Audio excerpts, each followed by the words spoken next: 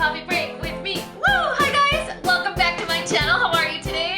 Okay, full disclosure, this video is gonna be super informal. In fact, I was getting ready to go on a second date. And as I was doing that, I remembered that so many of you commented that when I did my subculture first impressions, you were like, Dani, good video and all, but you basically avoided all the horrible shade. Like the ones that are the most difficult to use. So right now, this is completely off the seat of my pants. I have no idea what's gonna happen. I did most of my face.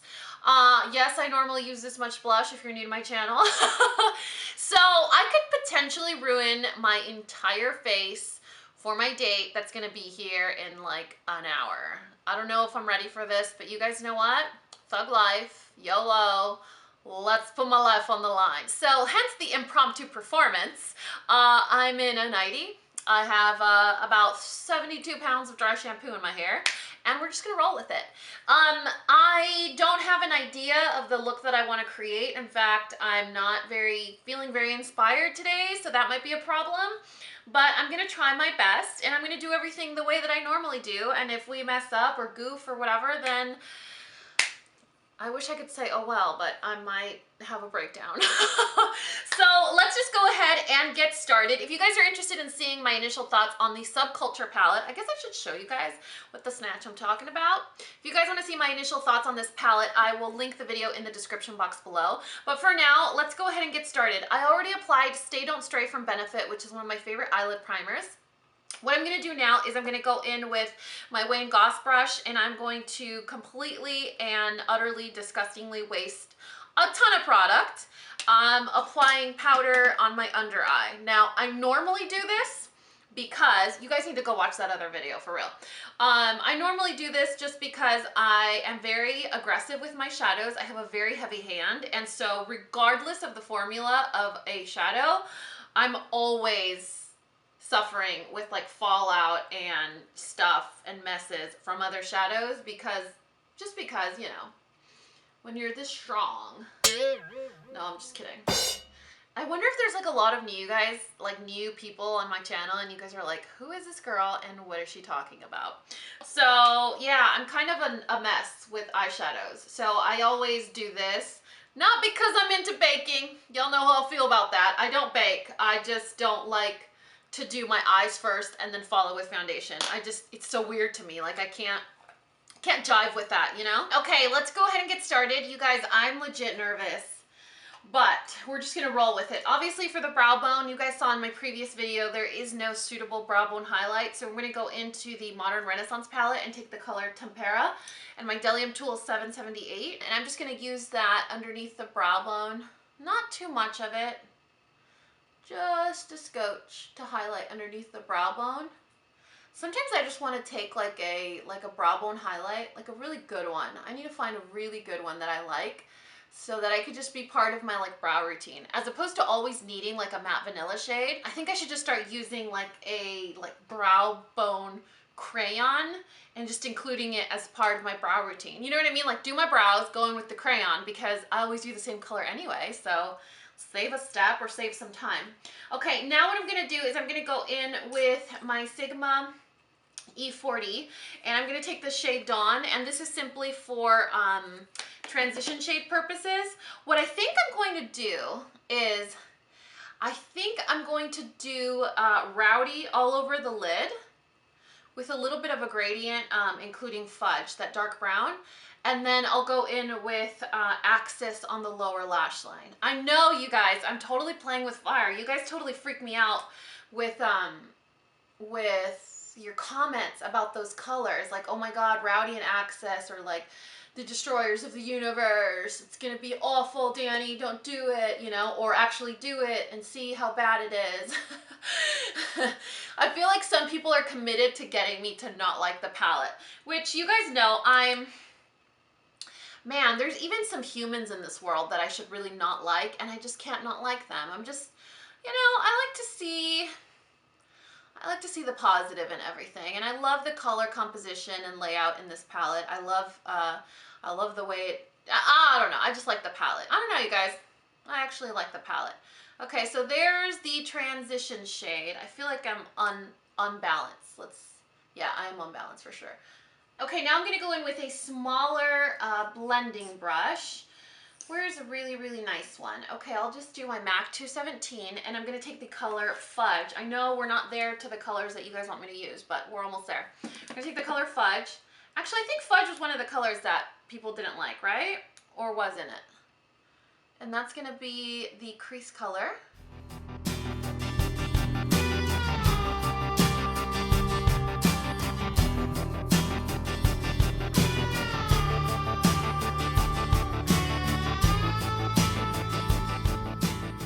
Now I'm going back in with that giant fluffy blending brush, and I'm just gonna kind of blend it all together. I don't want any like harsh lines. I love brown smoky eyes. Like, I live for brown smoky eyes. I feel like they're so sultry and sexy, especially if you can incorporate like some sort of plum or purple in there, or for people with brown eyes. Totally tooting my own horn right now, you guys. Dani, can you please not? So, yeah, go in with Dawn. Go in with Dawn and do one other pass through over. Now we're gonna go in with the scary color. I'm a little nervous, you guys, but oh man. You know what it feels like right now when you're like about to go on a roller coaster and you're going up the click, click, click, click, click, click, click, click, click, and then you can't see the other side. That's kind of how I feel right now. And it doesn't help that I've had like 72 cups of coffee already. So we're gonna take the color Rowdy, and Rowdy is a really, really deep, deep purple. I think it's gonna go really nice though with the brown, like the chocolate brown in the crease. So I'm gonna take the Zoeva 234 and just holy, I don't even want to finish that statement. I'm scared. Oh my God. Oh, that's beautiful. Oh, but it's definitely making a mess on my face. Oh my God, that is so pretty. It's like if navy blue and purple had a baby. This is the color that it is. So I think the major complaint with this color was that it was soft. Very, very soft, and then it blended away. When you tried to blend it, that it would blend away, and then it would make a muddy mess, I think that's what people were saying. Like I told you guys in the other video, like I haven't actually seen Subculture videos at all. I wanted it to be a full-on raw impression, you know what I mean? And if so, I didn't want my opinion to be biased or loaded. But I did see a few reviews on Instagram, so people are not very happy with this palette. Then I'm going to go back in with 217, no additional product, and I'm going to run that on the crease so that there is no line of demarcation from the lid color. Okay, I could definitely see what you guys are talking about. Do you see that area right there on the lid? It just fluffed off the color. Now, here are my thoughts about something like this. So, if you're gonna use like a moon dust shadow from Urban Decay, or like a pressed glitter or a pressed metallic pigment, right? You know that you have to use a special tool, right? You know you have to use a special brush, and you know that you have to use a different technique as opposed to when you were gonna do like a transition shade. Or if you have a metallic pressed pigment or like a glitter shadow, you're not gonna go in on the transition with that color, right? I think this might be one of those scenarios where we see matte shadows and we just automatically assume we could do whatever we want with them, apply them wherever, and just expect them to perform like a regular matte eyeshadow would. So I think it might be sort of that like gray area where this is more of a pigment type shadow as opposed to a regular eyeshadow. I don't know. I mean, you know, I'm the queen of the benefit of the doubt, you guys. Yeah, so I'm thinking that might be maybe what's happening. You know what I mean? Like we're just under the impression or the expectation that these shadows are just gonna work like any other shadows would, and maybe you just have to use them differently. Albeit, if I was like in a rush trying to do my makeup every day to go to work, I wouldn't even bother with something like this. This is something, this is a product that I would use on a special occasion, a day that I'm trying to like makeup yoga. I always talk about makeup yoga, like when I'm just feeling creative and I want to sit down and play with makeup, or if someone on Instagram inspires me and I want to copy their makeup look, that's what I would do. If I'm gonna have a ladies' night and I want to do a fun look, or like a really grungy, smoky eye. Isn't that the theme of this palette anyway? Weren't they going for like that grungy look? Like, I feel like that's the theme. I read that somewhere. I think on the Sephora website, where like they're grungy shades or whatever. Okay, now for the bottom lash line. This part, I literally, you guys, am very scared because it's that dark blue color that I really, really want to use. So what I think I'm going to do first is I'll go in with a shader brush like this one. This is the E55 and the shade Dawn. And I'm going to create almost like a soft surface, a soft neutral surface, so that I can go in very gently with Access or that dark blue. But I'm already getting eyeshadow everywhere. You guys, I am making a mess. So I got up to get a black liner, and I'm gonna go in to the waterline with the black liner, and then we'll go in with Access. Do you guys see how I'm like totally delaying the inevitable? We're also gonna go in the tight line with this pencil, but not right now, until after I apply mascara. I just want to do this in case it bleeds a little bit. We can like blend it in with the color Access. Now we're gonna baby step it. Since we know that it's very pigment rich, we know it's very soft, we're gonna baby step it with a baby brush. This is the Tightline brush from Urban Decay. I've actually never used it before, but I'm hoping that it doesn't let me down. We're gonna take a little bit of the shade Access, and we're going to apply that on the lower lash line. Oh wow, that color is so pretty. I kind of want to go in like almost grungy status with like a bigger brush. You know what I'm saying? Like, it's really, really pretty. So what I think I'm going to do is I'll lay down Access with this brush. I feel like I'm saying Axis wrong. And then I'll go in with the bigger brush, the Sigma E, which one was it, 55? E55. I'll go in with that afterward and then just kind of diffuse it a little bit more. Oh yeah, okay, cool. This color would be stunning all over the lid. I should have done that. Right? Look at that. So pretty. It's like a really, really dirty, dirty, dirty, dirty teal. Dirty. Okay, I'm a little nervous, but I'm gonna go in with, let's do this one. This is e.l.f. I feel like it's dirty. Oh, this one, perfect. Delium Tools 772. It's just a little bit bigger and a little bit fatter, and more of Axis. Okay, there we go. Perfect, there we go. See how much thicker it is? So much thicker. I don't know. What do you guys think? I like it. I feel like I need to finish it off with black in the Tightline and some mascara, lots and lots of mascara.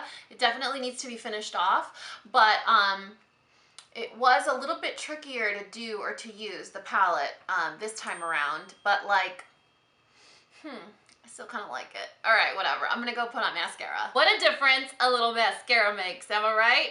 Okay, so my opinion stays the same.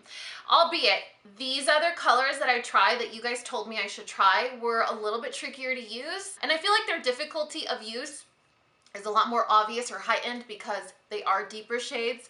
So you could see the discrepancy or like the way that it blends away a lot easier, or the way that it like blends off your face so much more obvious. Now my opinion remains the same like I did in my review that I will link in the description box below. Now, if you guys are someone that does makeup because it makes you feel better and you have to do it for work and you just, you know, you have your routine down pat, it's probably not a palette that you would enjoy. Now, if you're someone like me that makeup is your yoga, makeup helps you express yourself, makeup makes you feel creative, it makes you transform into someone else, and it just educates you, motivates you, inspires you, then it might be something that is worth a shot or worth trying. Now keep in mind that you will probably have to adjust your techniques a little bit, maybe use different types of tools, synthetic versus natural bristle, or whatever you find facilitates the use of this palette. Now, do I Do I think it's okay for a makeup product to require so much like babysitting? Probably not. It's not gonna be for everyone. But like I said, for us like makeup lovers that we're like makeup collectors and we get new things that just inspire us, make us feel happy, or if you're as basic as me where like mustardy yellow eyeshadows drive you bonkers, that would have been like my primary motivator. Like in a nutshell for this palette, I was like, edge needs to be in my life, all over my life. So there's that, you guys. Like I told you, you don't use a pressed pigment the same as an eyeshadow, the same as a glitter, the same as a, you know what I'm saying? Like each type of eyeshadow product, depending on formulation and depending on finish, you guys have your own special tricks on how to use them and make it easier for you. So just apply that same technique when you're trying to use this palette if you find yourself struggling with it. If you find yourself struggling with it to a point where you're just like, this ain't worth my time, everywhere that you can get this palette has an extremely great return policy. So I don't feel like you should ever keep something that causes you frustration or stress. It's like I tell my son, when he gets mad, if he's like playing a game or like his little Nintendo Switch that his dad bought for him, and he gets frustrated, I'm like, listen, if a toy is making you frustrated or mad, or sad, if something that is supposed to bring you happiness is giving you yucky feelings, it's not important. It's not good for you.